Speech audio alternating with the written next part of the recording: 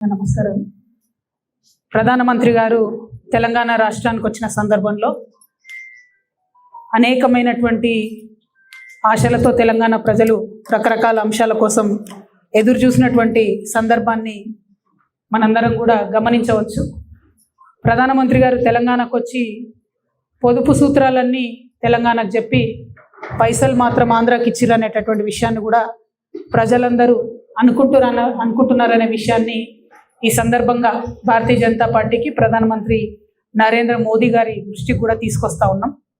At the same time ఒక దేశ ప్రధానమంత్రి గారు వచ్చి కూర్చున్న వేదిక మీద, ఒక రాష్ట్ర ముఖ్యమంత్రి గారు కూర్చున్నటువంటి వేదిక మీద అత్యంత గంభీరమైనటువంటి ఆరోపణలు వాళ్ళ కుటుంబ సభ్యులు ఎదుర్కొంటున్నటువంటి నేపథ్యంలో అదే వేదికను భారతదేశం యొక్క సహాయక మంత్రిగా, హోమ్ మినిస్టర్గా ఉన్నటువంటి బండి సంజయ్ గారు కూడా ఆ వేదికను పంచుకోవడం నిజంగా చాలా శోచనీయం. ఎందుకంటే వారి కుటుంబ సభ్యులు అత్యంత గంభీరమైనటువంటి ఆరోపణలు ఎదుర్కొంటున్నటువంటి తరుణంలో ఆ వేదికను వారంతట వారే పంచుకోకుండా ఉంటే బాగుండేది, మర్యాదగా ఉండేది. ఎందుకంటే వాళ్ళ సమాజంలో ఒక మెసేజ్ ఏమొచ్చిందంటే, ఇటువంటి రాజకీయ కుటుంబాలలో ఉన్నటువంటి వారి పిల్లలు ఏ తప్పు చేసినా సరే పోలీసులు మరి సరైనటువంటి చర్యలు తీసుకోలేని పరిస్థితి ఉంటుంది అనేటటువంటి ఒక మెసేజ్ వారు ఆ వేదికను పంచుకోవడం ద్వారా పోయింది.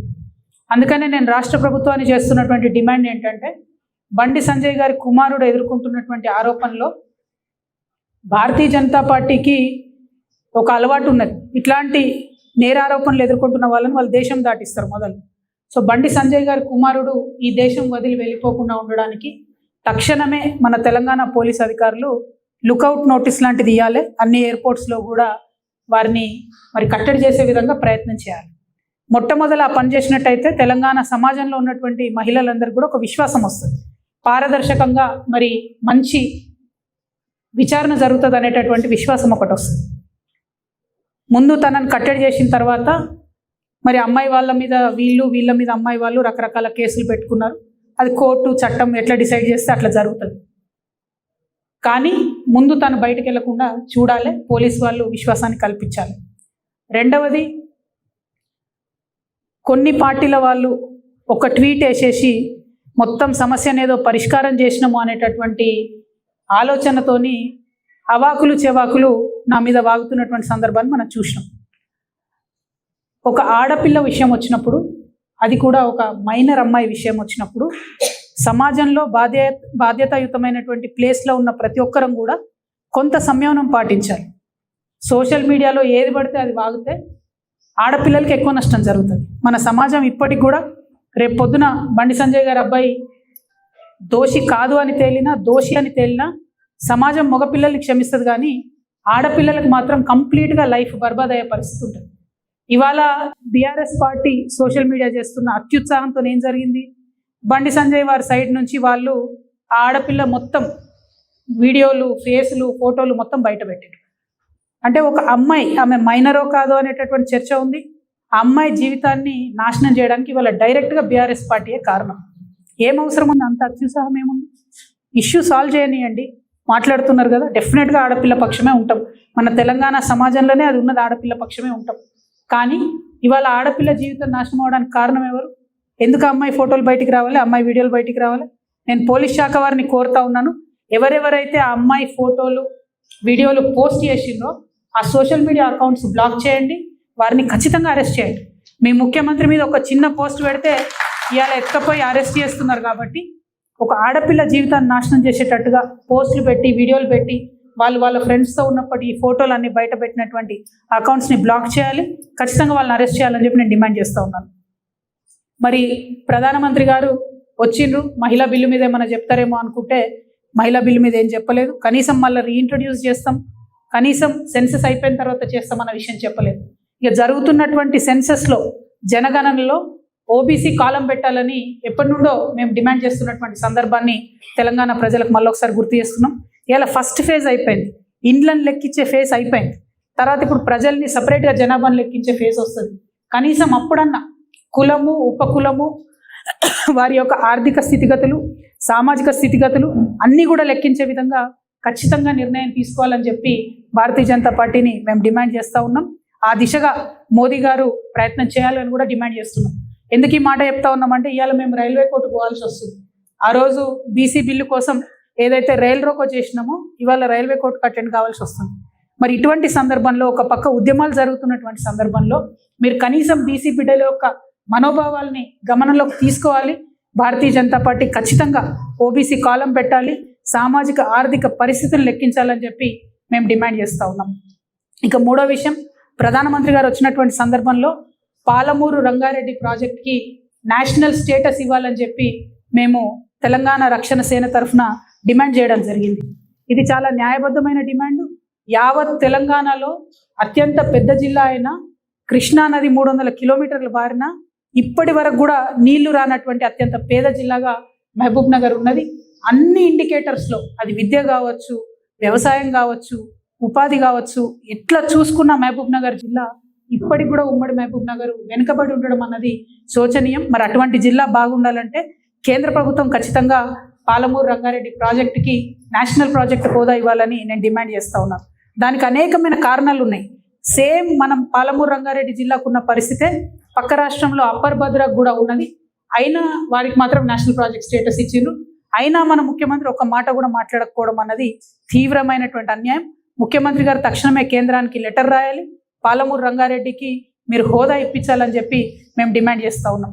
మేము మాత్రం తెలంగాణ రక్షణ సేన పక్షాన పాలమూరు రంగారెడ్డికి నేషనల్ ప్రాజెక్ట్ హోదా వచ్చేంత వరకు కూడా ఉద్యమిస్తూనే ఉంటామని ఈ సందర్భంగా పాలమూరు రంగారెడ్డి బిడ్డ ప్రజలందరూ కూడా మేము చెప్తా ఉన్నాం. అదేవిధంగా నిన్న చంద్రబాబు నాయుడు గారు, మోడీ గారు ఇక్కడికి వస్తే చంద్రబాబు నాయుడు గారు సిఆర్ పాటిల్ గారు కేంద్ర ఇరిగేషన్ శాఖ మంత్రి గారి దగ్గరికి వెళ్ళి మా పోలవరం ప్రాజెక్టు తక్షణమే పూర్తి చేయాలి, వచ్చే సంవత్సరం గోదావరి పుష్కరాలు ఉన్నాయి, ఆ పుష్కరాల లోపల ఈ ప్రాజెక్టు పూర్తి చేయాలని చెప్పి వారు అడగడం జరిగింది.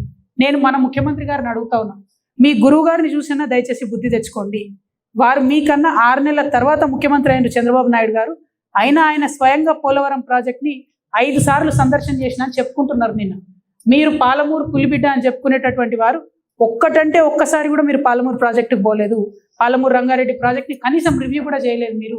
అంటే మీ చిత్తశుద్ధి ఏపాటితో తెలుస్తూ ఉంది. వాళ్ళేమో ఆంధ్ర పక్కన గోదావరి నుంచి కృష్ణానది దాకా నీళ్లు తీసుకుపోవడానికి గోదావరి బనకచెర్ల లింక్ ప్రాజెక్ట్ అని చెప్పి పోలవరం బనకచెర్ల లింక్ ప్రాజెక్ట్ అని వాళ్ళు ప్రతిపాదన చేస్తున్నారు. Already Srisailam project it is just hydro electrical project, కానీ దాన్ని కూడా మొత్తం ఇరిగేషన్ ప్రాజెక్టుగా మార్చేసి దాదాపు 330 టీఎంసీల వరకు వాళ్ళు ఒక వ్యవస్థను అక్కడ నిర్మాణం చేసుకున్నారు.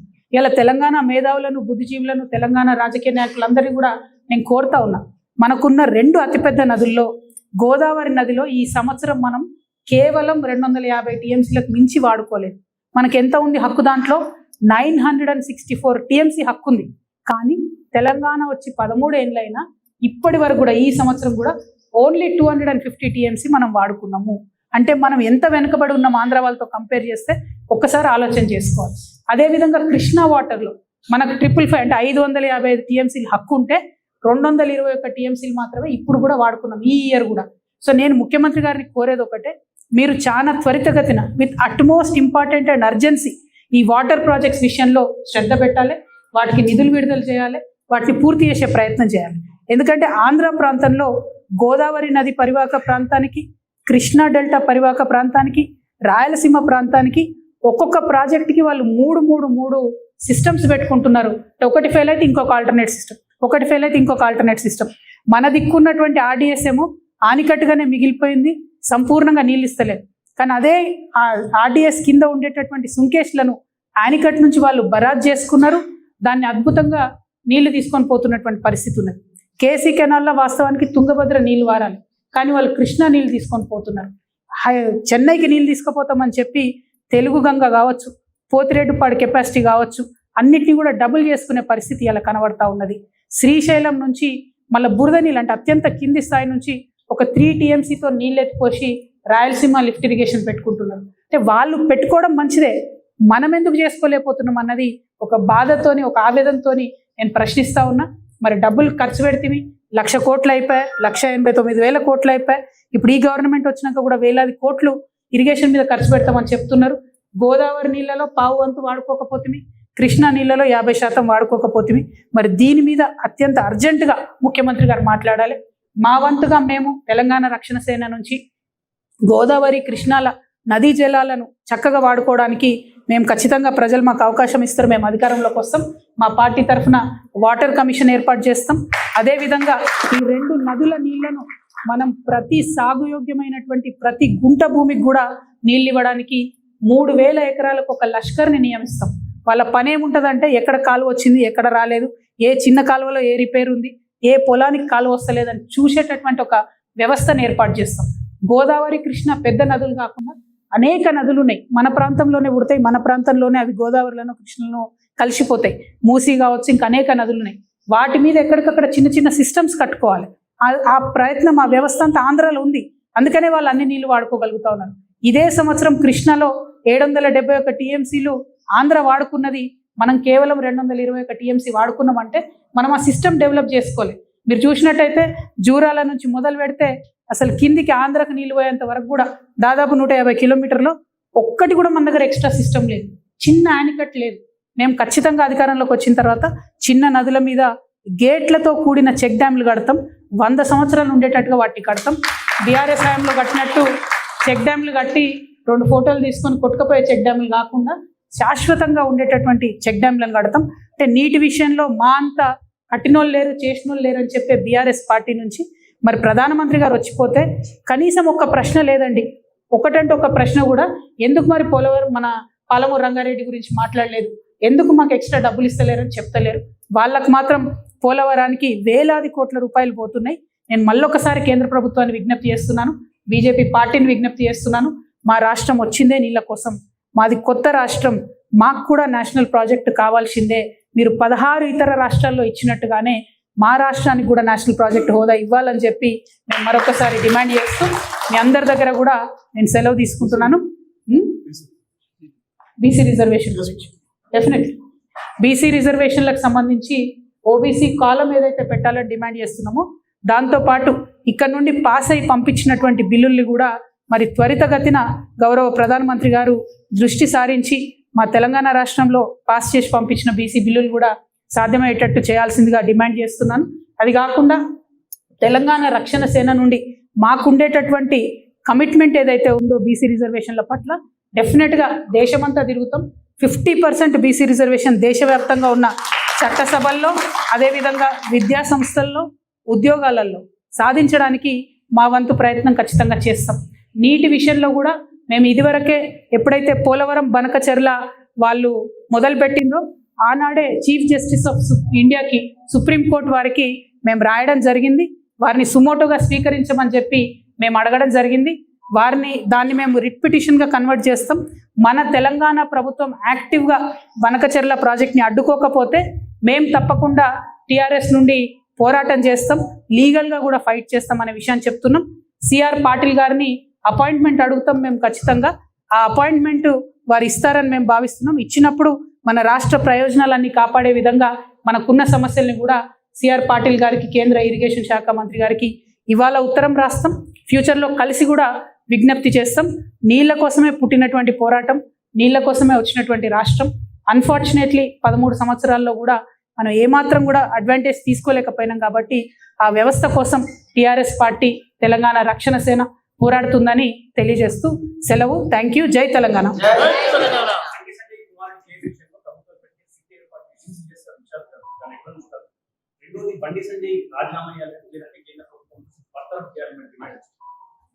అంటే రాజీనామా బర్తరఫ్ అనేది ఏదైనా ప్రూవ్ అయితే వేరు విషయం. కాకపోతే వారు ఆ రోజు మీటింగ్కి వెళ్ళకుండా ఉంటే మంచి మెసేజ్ ఉండేది, మేము ఇన్ఫ్లుయెన్స్ చేస్తలేమనే మెసేజ్ ఉండేది. మరి ఎందుకు పోయినరు ఆ మీటింగ్కి నాకు అర్థం కాలే. ఆ మీటింగ్ పోవడం వల్ల మాత్రం ఒక ఫీలింగ్ ఏమొచ్చిందంటే తెలంగాణ ప్రజలలో పెద్ద పెద్ద వాళ్ళ పిల్లలు ఏం తప్పు చేసినా కూడా చూసి చూడనట్టుగా పోతారనే ఫీలింగ్ వచ్చింది. అది కరెక్ట్ కాదు, దాన్ని సవరించుకోవాల్సినటువంటి పరిస్థితి ఉన్నది. ఈ రాష్ట్రంలో ముఖ్యంగా డీజీపీ సివి ఆనంద్ గారికి నేను డిమాండ్ చేస్తున్నా, తక్షణమే బండి సంజయ్ గారి కుమారుడు, అబ్బాయి పేరు చెప్తలేను ఎందుకంటే పాలిటిక్స్లో లేడు, పాలిటిక్స్లో లేని వాళ్ళ పేర్లు తీయాల్సిన అవసరం లేదు కాబట్టి బండి సంజయ్ గారి కుమారుడి పేరు మీద మీరు దయచేసి లుకౌట్ నోటీస్ ఇచ్చి మీరు సీరియస్ ఇన్వెస్టిగేషన్ చేస్తారనే విషయాన్ని ప్రజలకు అర్థమయ్యేటట్టు చేయాలని చెప్పి మేము డిమాండ్ చేస్తాం.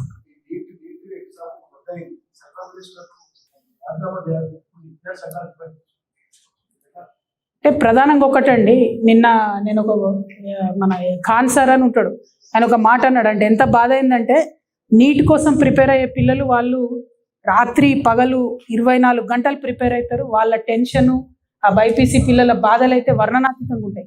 నేను కూడా మా ఇంట్లో పిల్లలు, మా చుట్టాల బంధువులు చదువుతుంటే చూసిన చాలా ఘోరమైన పరిస్థితి ఉంటుంది.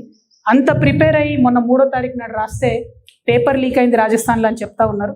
అంటే మామూలుగా 10 రూపాయలకు కొనే డైపర్ కూడా లీక్ కాదు, కానీ నీట్ పేపరు లీక్ అవ్వడం అన్నది చాలా దారుణం.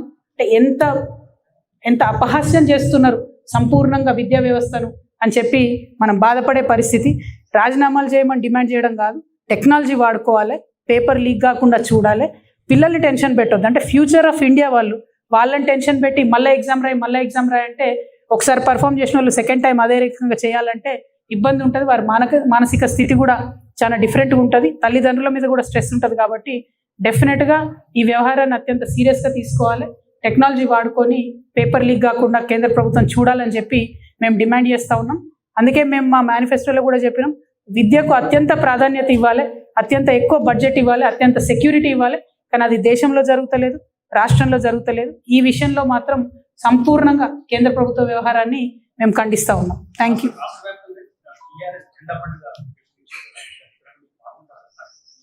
ఎస్, మేము ఈ మధ్యలో అంటే 28th లోపల ఒక్కసారి మళ్ళీ మా అన్ని జిల్లాలకు సంబంధించినటువంటి ముఖ్య బాధ్యత ఉన్నటువంటి వారందరినీ కూడా, బాధ్యులందరినీ కూడా కలిసి ఈ నెల 20వ తారీఖు నుండి వచ్చే నెల 20వ తారీఖు వరకు తెలంగాణ రక్షణ సేన జెండా గద్దెలు నిర్మించుకోవడం, అన్ని చోట్ల జెండాలను ఆవిష్కరించుకోవడం, ఆ కార్యక్రమాన్ని చేస్తాం. నేను కూడా చాలా చోట్లకి వెళ్ళి ప్రత్యక్షంగా కొన్ని జిల్లా స్థాయిలో, కొన్ని నియోజకవర్గ స్థాయిలో, కొన్ని చోట్ల మండల స్థాయిలో, ఇంకొన్ని చోట్ల గ్రామ స్థాయిలో కూడా జెండా పండుగ కార్యక్రమాల్లో పాల్గొనడం జరుగుతుంది. వచ్చే నెల అంతా కూడా మేము దాన్ని పునాదిగా భావిస్తూ ఉన్నాం పార్టీ నిర్మాణానికి. దాని తర్వాత కమిటీలు, దాని తర్వాత మెంబర్షిప్లు, ఈ జెండా పండుగ చేసేటటువంటి పర్ఫార్మెన్స్ బేస్డ్గానే బాధ్యతలు ఇవ్వడం, ఇటువంటి అంశాలన్నింటినీ కూడా టేకప్ చేస్తాం. కాబట్టి తెలంగాణ రక్షణ సేనతో ఇప్పటికే ఇంక్లూడ్ అయి పనిచేస్తున్నటువంటి వారు, ఇంకా అనేక మంది జాయిన్ అవుతామని చెప్పి వస్తున్నటువంటి వారిని కూడా నేను రిక్వెస్ట్ చేస్తున్నా. ఈ జెండా అనేటటువంటిది ప్రతి చోట ఎగరాలి, ప్రతి నియోజకవర్గంలో, ప్రతి గ్రామంలో, ప్రతి మండలంలో ఎగరాలి. కాబట్టి దానికోసం ప్రత్యేక శ్రద్ధ వహించాల్సిందిగా మీ అందరినీ కూడా విజ్ఞప్తి చేస్తూ ఉన్నాను. ఇవాళ తెలంగాణ రాష్ట్రంలో ఉన్నటువంటి రాజకీయ శూన్యతను అడ్రస్ చేయడానికి పుట్టుకొచ్చినటువంటి పార్టీ తెలంగాణ రక్షణ సేన. కాబట్టి మన జెండా ఎగిరిన ప్రతి చోట ప్రజలకు ఒక విశ్వాసం వస్తుంది, ప్రశ్నించే వాళ్ళు, పోరాడేటటువంటి వాళ్ళు, పరిష్కరించేటటువంటి వాళ్ళు ఉన్నారనే ఒక విశ్వాసం తెలంగాణ సమాజానికి ఇవ్వాలి. కాబట్టి జెండా రెపరెపలాడేలాగా చూడాలని చెప్పి తెలంగాణ రక్షణ సేన సైనికులందరికీ కూడా నేను పిలుపునిస్తా ఉన్నాను. Thank you. జై తెలంగాణ.